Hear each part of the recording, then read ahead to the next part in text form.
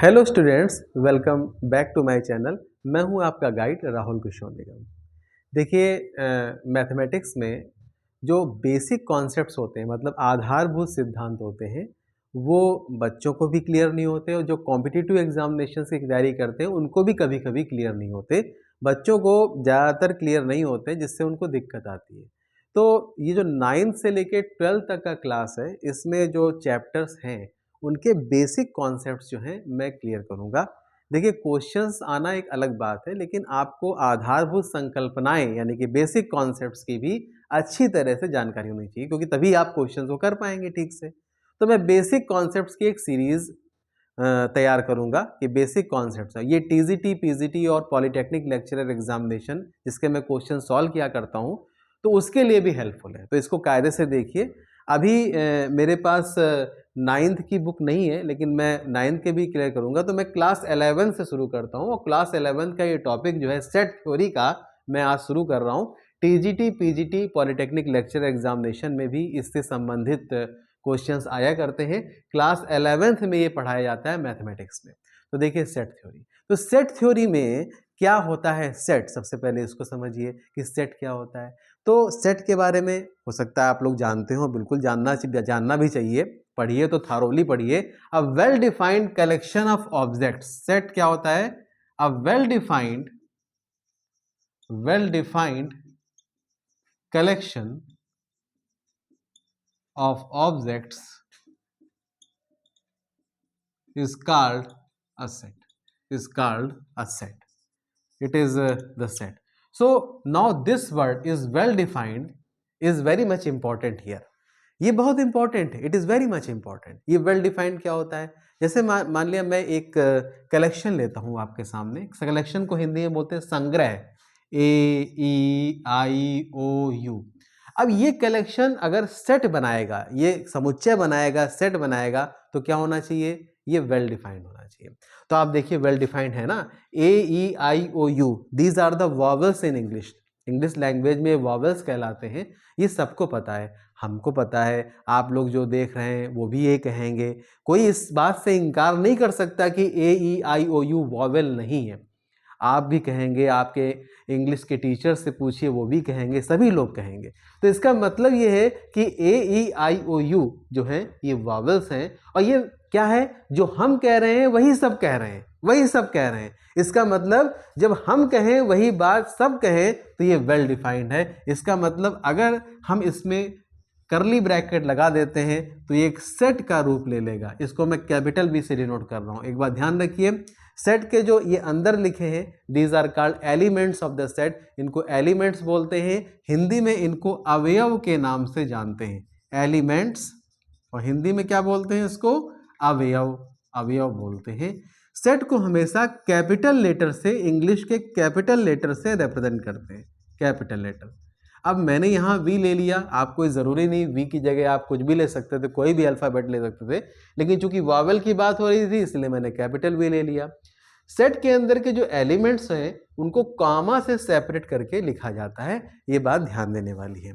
दूसरी बात एक और है कि सेट का रिप्रेजेंटेशन, जैसे कोई सेट लिखा है, कभी भी उसमें एलिमेंट रिपीट नहीं करते। इस तरह से करना गलत माना जाता है, ये गलत है। हमेशा एलिमेंट एक बार ही आता है। अगर एक एलिमेंट को एक से ज़्यादा बार लिखा जाए, repetition is not allowed in the case of sets. मतलब इसको हम ऐसे लिखना चाहिए हमें, सेट कंटेनिंग A, B और C, बस इस तरीके से लिख दीजिए। तो मैंने बताया कि a well defined collection of objects is called a set, है ना। और इसमें सेट क्या होता है? वेल डिफाइंड होता है। अब आप कहेंगे सर एक एग्जाम्पल दीजिए जो वेल डिफाइंड ना हो। जैसे मैं कहूँ कि भारत के 5 सबसे अच्छे हिंदी के जो पोएट्स हैं, कवि हैं, उनका जो कलेक्शन है, क्या ये सेट है? तो देखिए, ये वेल डिफाइंड नहीं है। जैसे मेरे सामने 10 बच्चे बैठे हुए हैं, मैं पूछूं भारत के 5 सबसे अच्छे कवि कौन है हिंदी के, तो कोई कहेगा भाई सूरदास, तुलसीदास, कबीरदास, रामधारी सिंधिनकर, महादेवी वर्मा। दूसरे से पूछेंगे, वो कहेंगे हमको सूरदास, कबीरदास, तुलसीदास और जो हैं महादेवी वर्मा अच्छी लगती हैं, लेकिन वो रामधारी सिंह दिनकर जी के से भी हमें बिहारी अच्छे लगते हैं। तो देखिए, अलग अलग ओपिनियन रहेगी। सबकी अलग अलग, जितने मुंह उतनी बातें, है ना। कहने का मतलब है जब जितने मुंह उतनी बातें होने लगे तो वो चीज वेल डिफाइंड नहीं होती, सुपरिभाषित नहीं होती। कोई चीज एक हो, एकदम स्थिर हो, जैसे वॉवेल थे, सब कहेंगे वॉवेल है, लेकिन यहाँ पे 5 अच्छे कवि जो है वो पर्सन टू पर्सन जो है वो डिफर करेंगे, इसीलिए ये वेल डिफाइंड नहीं है। अगर मैं कहूं कि collection of top 5 Hindi poets, तो टॉप 5 हिंदी पोएट्स, ये कलेक्शन क्या है, इज नॉट वेल डिफाइंड, ये आपका वेल डिफाइंड नहीं है। इसका मतलब ये सेट नहीं, it is not a set, so it is not the set, ये आपका सेट नहीं होगा। तो ये बात अच्छी तरह से आप समझ गए होंगे, ये सेट क्या होता है।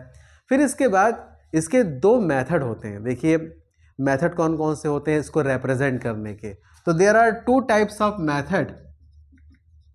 Method to represent a set. देखिए मैं मेथड को बताता हूं। पहला मेथड क्या है, roster method, it is called roster method. Roster क्या होता है, रोस्टर का मतलब हिंदी में इसको सूची बोलते हैं, सूची, लिस्ट, जैसे लिस्ट होती है ना, लिस्ट किसी भी चीज की लिस्ट होती है, वोटर की लिस्ट होती है, आपके स्कूल में आप लोगों की लिस्ट होती है, स्टूडेंट्स की लिस्ट होती है ना। तो इसका मतलब रोस्टर मेथड। अब देखिए रोस्टर मेथड क्या होता है, जैसे वॉवेल्स को लिखा गया, देखिए हर एलिमेंट को, हर वॉवेल को कामा लगा करके सबको दिखाया गया, ये एक सूची है, एक लिस्ट है। तो ये रिप्रेजेंटेशन जो दिया गया that is in roster math, that is in roster form, ये रोस्टर फॉर्म है। वी सेट कंटेनिंग AEIOU, इस तरीके से हर एलिमेंट को हम लोग लिख देते हैं। ये मेथड तब उपयुक्त ज़्यादा होता है जब सेट छोटा होता है, मतलब सेट काउंटेबल होता है, आप उसमें अच्छी तरीके से काउंटिंग कर सकते हैं। जैसे इसमें बात करूं कि इसमें नंबर ऑफ एलिमेंट्स कितने हैं, 5 हैं। देखिए 1 2 3 4 5, भाई 5 वावेल होते हैं, 5 एलिमेंट लिखे हुए हैं। दूसरा मेथड होता है set builder method. Set builder method ये क्या होता है जी, इसको बात समझिए।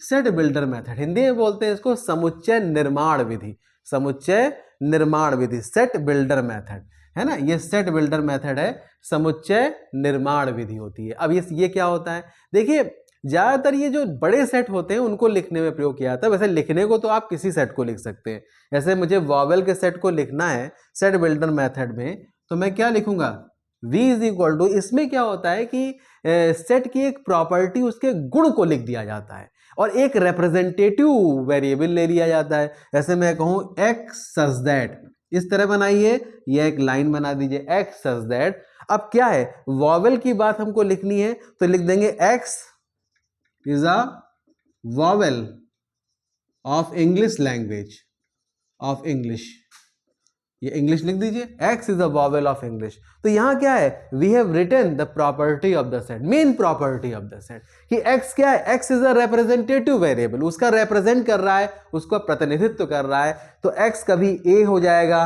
कभी e हो जाएगा, कभी i हो जाएगा, कभी o हो जाएगा, कभी u हो जाएगा। मतलब जैसे एक मिस्त्री जो होता है मकान को नहीं बिल्ड करता, ईंटें लगा करके एकदम धीरे धीरे करके दीवार को बना देता है, उसी तरीके से जो रिप्रेजेंटेटिव वेरिएबल होता है ये पूरे सेट को खड़ा कर देता है, उसका निर्माण कर देता है, उसके मेन गुण को बता दे, गुण को बताना, उसके मेन गुण को जब बताया जाता है तो इसका मतलब समुच्चय को बताया जाता है, उसका निर्माण किया जाता है, इसका मतलब ये समुच्चय निर्माण विधि है। जैसे मैं कहूं कि भारत में बहने वाली नदियों का समुच्चय, तो भारत में जो नदियां बहती हैं वेल डिफाइंड है, सबको पता है। अगर वो भारत में नदी बह रही है तो नदी भारत की, सभी लोग कहेंगे भाई भारत में नदी ये बहती है, जो नहीं बहती उसको नहीं कहेंगे।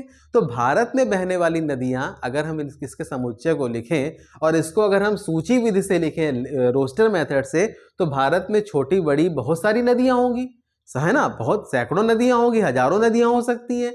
तो उनको अगर हम लिखने बैठ जाएं रोस्टर मेथड से तो ये पूरा बोर्ड ही हो जाएगा और काफी नीचे भी चला जाएगा। तो इसका मतलब ये है कि इसको हम लोग गुणविधि से लिख सकते हैं। कैसे, कि इस तरीके से लिख सकते हैं, जैसे रिवर के सेट को R से डिफाइन किया, x such that x is a river